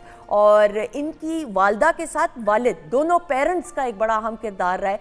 सो आरफा करीम की वालदा को आज हमने दावत दी। She is an educationist as well, Samina Amjad साहिबा। अस्सलाम वालेकुम मैम। वालेकुम अस्सलाम, good to see you again, thank you so very much. Thank you so, it's a pleasure, it's an honour, thank you so much. You are most welcome. और आरफा करीम Foundation के हवाले से भी हम ज़रूर मैडम गुफ्तगू करेंगे। अच्छा जी, मेरे साथ ही सामने बल्कि तशरीफ़ रखती हैं, she is an influencer, educationist हैं, सोशल एक्टिविस्ट हैं और अगेन तालीम के साथ तरबियत का कितना अहम किरदार है बच्चे की शख्सियत को मुकम्मल बनाने में। सादिया वाइन साहिबा हमारे साथ मौजूद है। अस्सलाम वालेकुम। वालेकुम अस्सलाम। कैसी हैं आप? अल्लाह का शुक्र, बिल्कुल ठीक। आप ना, आवाज़ आपकी इतनी रोबदार है कि वैसे ही बंदा डर जाए। मैडम आपसे तो वैसे ही डर लगना शुरू in a positive sense. Thank you. Thank you. आपके घर वाले भी डरते हैं आपसे? My voice is like that, मैं कुछ कर नहीं सकती इसका। अच्छा ठीक है, एक दो टोटके मैं बताऊंगी। Thank you so much. On a lighter note था ये। और सामने तो हमारे होरोबास मौजूद है, इनकी तरबियत बहुत अच्छी वालिदैन दोनों ने की है, ये बताना बहुत ज़रूरी है। थैंक यू होर for being part of the show. Madam now मेरी इस्लाह कीजिएगा जहाँ पे सवाल में कोई तब्दीली की ज़रूरत। तो मैडम हमारे यहाँ ये तासुर रहा है कि तरबियत को हमेशा वालदा के साथ एसोसिएट किया गया है। अगर कोई बच्चा या बच्ची गलत काम करे, गलत तो नहीं बट ऐसा काम जिस पे एतराज़ उठाया जाए तो माँ की तरबियत पे एतराज़ उठाया जाता है, और अगर अच्छा काम हो तब भी माँ को ही क्रेडिट दिया जाता है। तो वालिद का कितना अहम किरदार है तरबियत में? बड़ा अच्छा सवाल आपने ये किया है कि हमेशा मैं ये फील करती थी कि हमेशा हम माँ की क्यों बात करते हैं, माँ के पीछे भी एक हाथ बाप का ही है। क्योंकि मुझे लगता है कि जब हम प्रैक्टिकल लाइफ में आते हैं तो जब हम अब शादी करते हैं अपनी बच्ची की या जैसे हमारी हुई, तो उनको ये चीज़ सिखानी चाहिए कि जिस घर में वो जा रही हैं, अगर वो अपने हस्बैंड को एक हीरो और एक रोल मॉडल नहीं बनाएगी अपने बच्चों के लिए, वो सक्सेसफुल नहीं हो सकती। True. क्योंकि कॉन्फिडेंस घर से शुरू होता है, तरबियत घर से शुरू होती है, इज़्ज़त देना, कैसे रिस्पेक्ट बनाई जाती है, बहुत ज़रूरी है। बच्चे की पर्सनालिटी जो आप देखें, बहुत सारे बच्चे हैं जो कि कॉन्फिडेंस में लैक करते हैं, या बच्चियां फॉर दैट मैटर। उसमें बेसिक वजह क्या होती है कि बाप का रोल नहीं होता। बाप की भी इक्वल जिम्मेदारी है, बल्कि बाप की तरफ तो दो जिम्मेदारियां बनती हैं। अगर आप आले रसूल की बात करते हैं तो बाप और बेटी का रिश्ता, वाह सुभान अल्लाह, सुभान ये अल्लाह। दुनिया उस पर कायम है, इससे बड़ी मिसाल हमारे लिए और क्या हो सकती सुभान है। अल्लाह। तो बाप को हीरो बनाना माँ का काम है। माँ बताती है, अगर उसके कोई थोड़े बहुत कोई प्रॉब्लम्स भी हैं, इश्यूज हो जाते हैं, नेचुरल बात है, लेकिन बच्चों के सामने नहीं लाने चाहिए। उनकी बाप की रिस्पेक्ट को अपनी औलाद के सामने कॉम्प्रोमाइज़ नहीं करना चाहिए। उनको कहना चाहिए कि यस बाबा आपके गुस्से में थे, या उन्होंने ऐसा अगर बोला है तो पता नहीं बाहर से परेशान आए होंगे, कितनी प्यारी इस बात किस्म का आपने मसला होगा। तो ये एक ब्रिज बनना होता है माँ ने। जहाँ माँ ब्रिज नहीं बनती वहाँ बच्चों की शख्सियत कॉम्प्रोमाइज हो जाती है। अच्छा ये मैडम, ये बड़ी प्यारी बात मैम ने की है कि शख्सियत कॉम्प्रोमाइज़ हो जाती है। हमारे यहाँ ये भी बदकिस्मती है कि कुछ ऐसी ख़वातीन, वो मियाँ बीवी की आपस की लड़ाई हो रही थी तो बीच में बच्चों को ले आते हैं और वो बाप को अनफॉर्चुनेटली एक नेगेटिव फिगर बनाते हैं कि देखो तुम्हारे बाप ने ये किया तुम। और मैंने देखा है ऐसी ख़वातीन को, माजरत के साथ, क्योंकि हम देखें अभी तो हम जनरल एक प्रोग्राम करें ना, पेरेंट्स दोनों जो हैं बाइसे रहमत होते हैं औलाद के लिए और ऑब्वियसली तरबियत का एक सोर्स होते हैं। तो मैडम ये रवैया रखना और बाप की इज्जत करवाना तो घर से ही स्टार्ट होना चाहिए। अच्छा ऐसा है कि हर चीज़ घर से ही शुरू होगी, ग्राउंड ज़ीरो से। अगर बच्चे अपनी माँ को देखेंगे कि जब भी वो दो मियाँ बीवी यानी कि उनके पेरेंट्स इकट्ठे बैठे हैं और तू मैं कांस्टेंट हो रही है, एक दूसरे को नीचा दिखाना और एक दूसरे से आगे जाना, ये हमारे लोगों में अब बहुत ज़्यादा कॉमन हो गया है, पहले नहीं हुआ करता था। हाँ। अब जब ये चीज़ रेस कॉमन हो गई है ना पेरेंट्स में, तो बीवी तो माशाल्लाह बहुत ही खूबसूरत ज़बान की मालिक होती है, अल्लाह ने उसको बहुत बड़ी ज़बान दी है, तो वो जिस तरीके से अपने हस्बैंड से बिहेव करती है ना, that goes into the children and they see, because आजकल का बच्चा वो देखता है जो उसने कभी नहीं देखा होगा, बिकॉज जिंदगी बहुत आगे जा चुकी है, हम 70 साल पुरानी बात नहीं करेंगे। आजकल का बच्चा खुद जानता है कि दुनिया क्या कर रही है। Too much awareness has destroyed him also.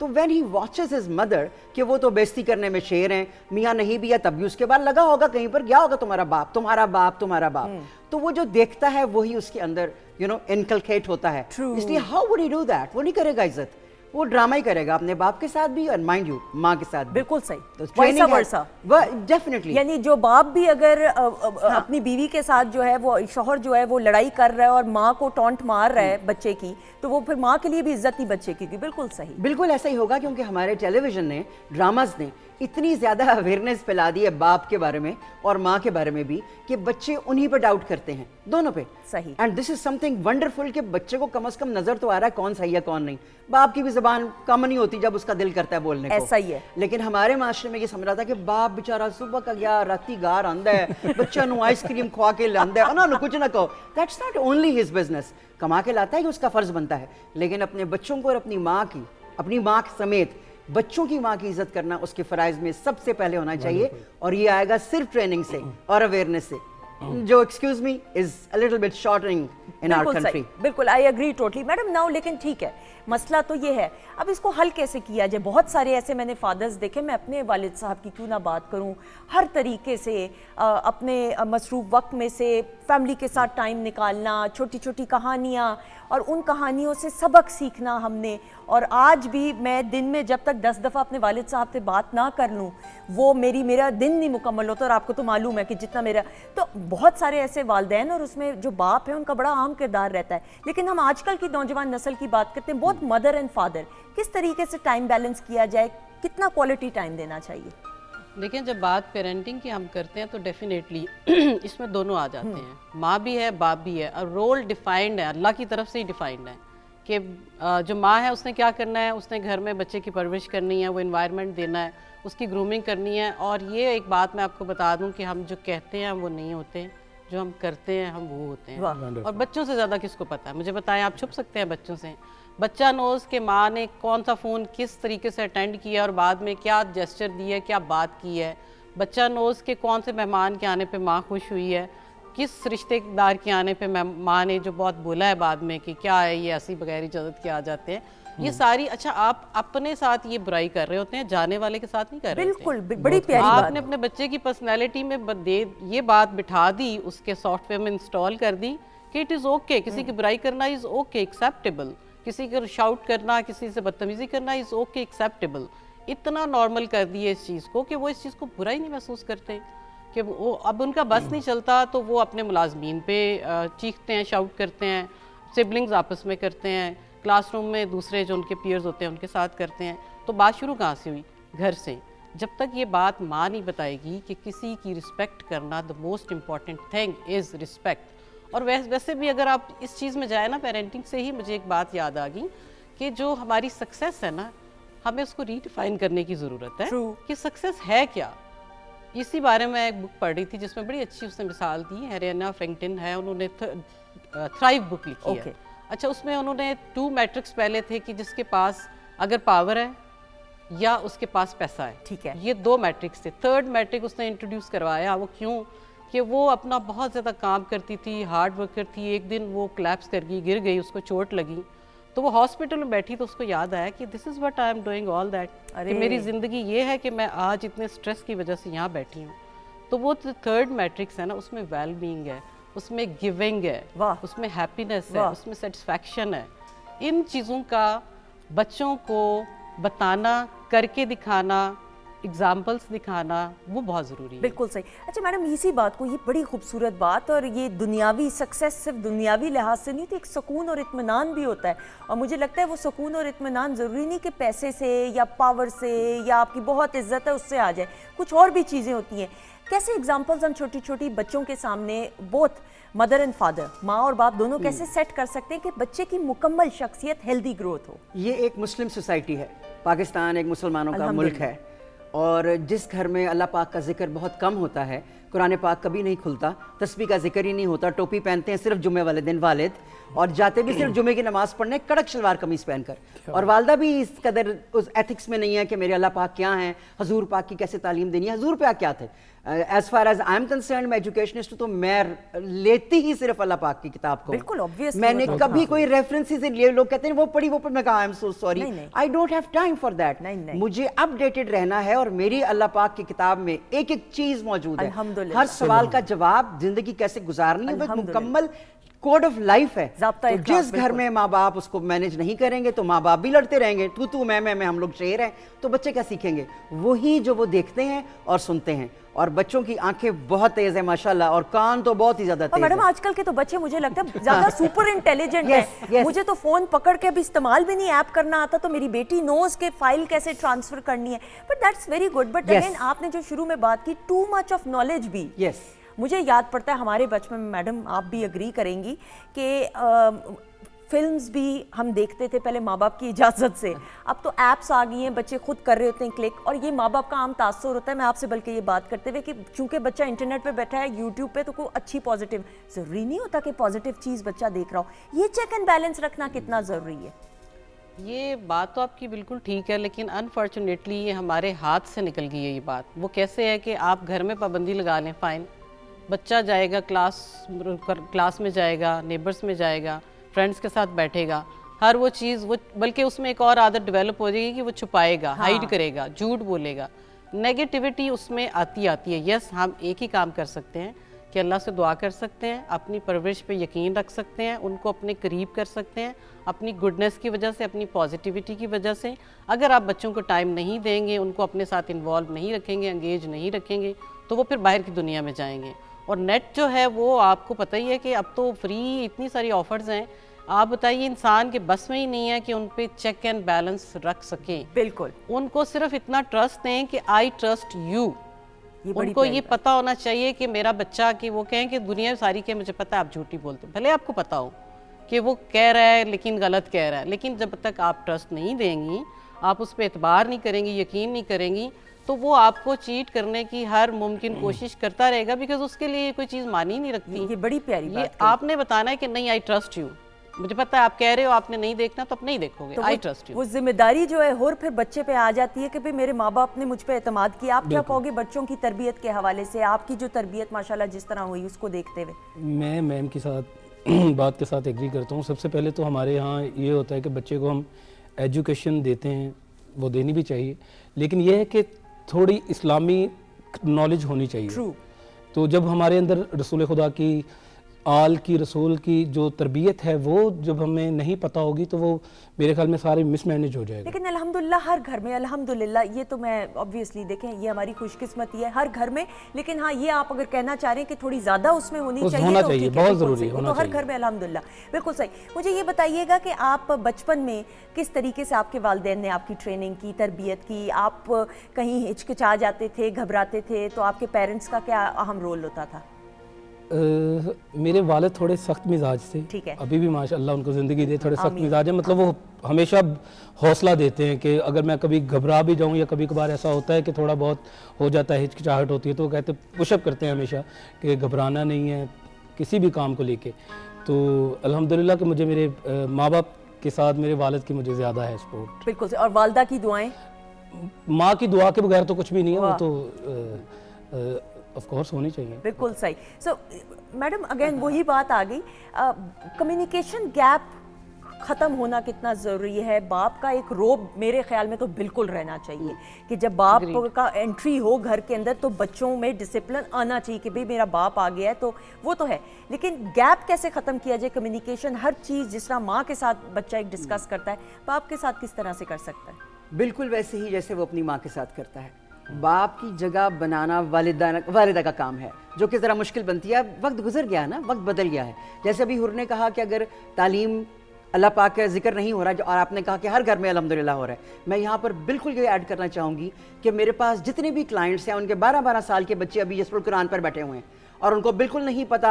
अगर आप उनसे पूछ लेंगे कोई भी ऐसी चीज़ कम्युनिकेशन के लिहाज से, यू हैव टू क्वेश्चन। अगर आप सवाल नहीं कर रहे तो आप कम्युनिकेट ही नहीं कर रहे। तो सवाल करना और सवाल सिखाना सिखाएं बच्चों को कि यू हैव टू क्वेश्चन, और फिर ये भी बताएं कि क्या सवाल तुमने नहीं करना, तुम्हारी लिमिटेशंस क्या हैं। अच्छा, बच्चे तो ऐसे ऐसे सवाल कर लेते हैं भाई कि बड़ा शर्मिंदा हो जाता है, और ऐसी ऐसी बातें पता होती हैं, वो मुझे लगता है फिल्टर नहीं माँ बाप लगाते। हाँ। कुछ ऐसे माँ बाप देखें ख़वातीनो ज़ात, मैं यहाँ पे एक डिस्क्लेमर ज़रूर देती चलूँ क्योंकि मैं खुद भी एक पेरेंट हूँ।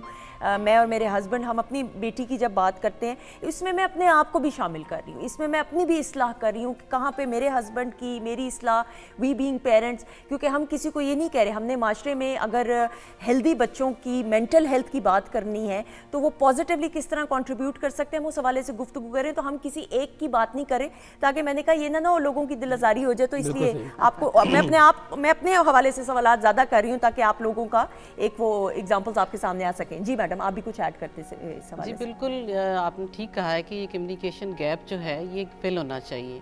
अब ये फिल कैसे हो सकता है, इसमें प्रोएक्टिव अप्रोच अपनाने की ज़रूरत है कि जो फादर हैं, मदर हैं, वो खुद बच्चों को जज करके देखें कि अगर वो परेशान है, चुप है, पार्टिसिपेट नहीं कर रहे, खाना नहीं खा रहे, सही तरह सो नहीं रहे, कोई उलझन है, और आपको पता है कि माँ बाप वो सबसे पहली शख्सियत है जिसको पता चल जाता है। ये और बात है कि वो उस पर अमल ना करें या उनको पूछें ना। बच्चों के लिए ज़रूरी है कि बच्चों को ये एहसास दिलाया जाए कि हम हर कदम पे तुम्हारे साथ हैं, तुम्हें कोई भी मसला है तुम हमसे डिस्कस कर सकते हो, उसको दुनिया के किसी दूसरे बंदे की ज़रूरत ना पड़े बाहर से।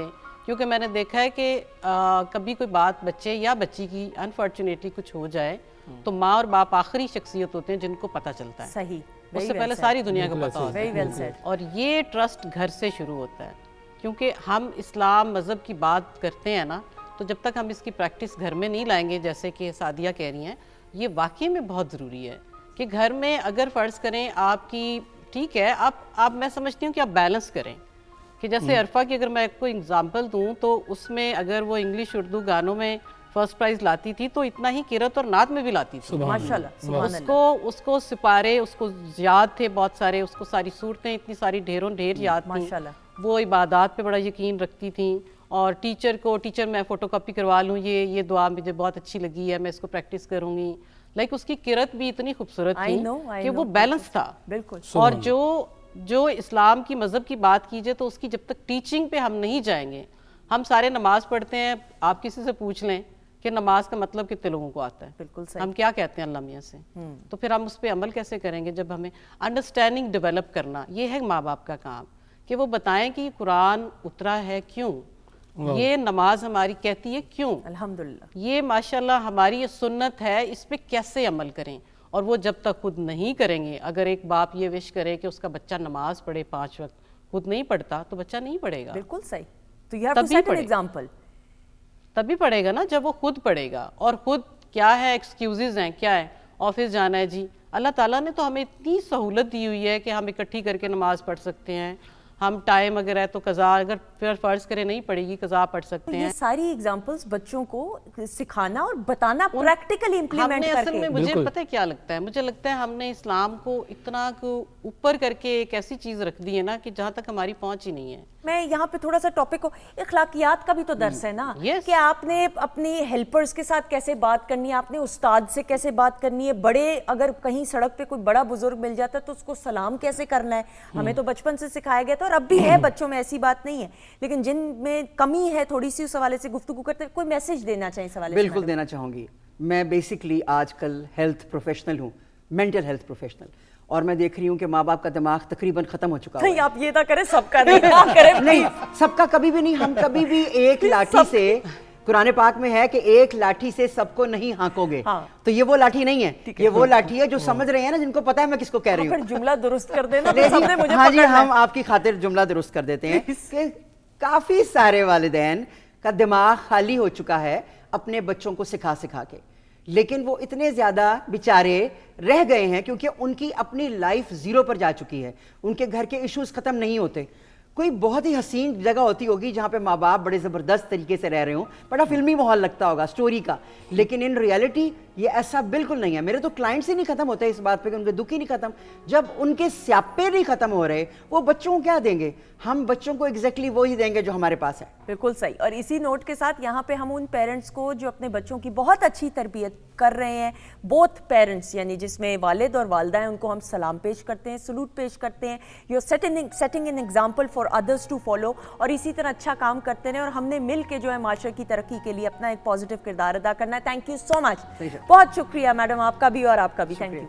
अरफा करीम फाउंडेशन के हवाले से आपको पता है ना, फाउंडेशन हमने बनाई ही सिर्फ अरफा के ख्वाबों को यूटिलाइज करने के लिए उसको, क्योंकि उसमें हम लोग तकरीबन 100 से ज़्यादा कोर्सेज जो आईटी के हैं वो हम करवा रहे हैं इंशाल्लाह मार्च में, और वो फ्री ऑफ कॉस्ट हैं लेडीज़ के लिए, बच्चियों के लिए। वो आएँ, अरफा करीम फाउंडेशन को कांटेक्ट करें तो हम इंशाल्लाह ताला उनको, क्योंकि अरफा का एम ही ये था कि उन बच्चियों को वो एजुकेशन दी जाए जो आम बच्चियाँ हैं, जिनको पहुंच नहीं होती, जो वह वहाँ तक जा नहीं सकती, एडमिशन नहीं ले सकती, अफोर्ड नहीं कर सकती।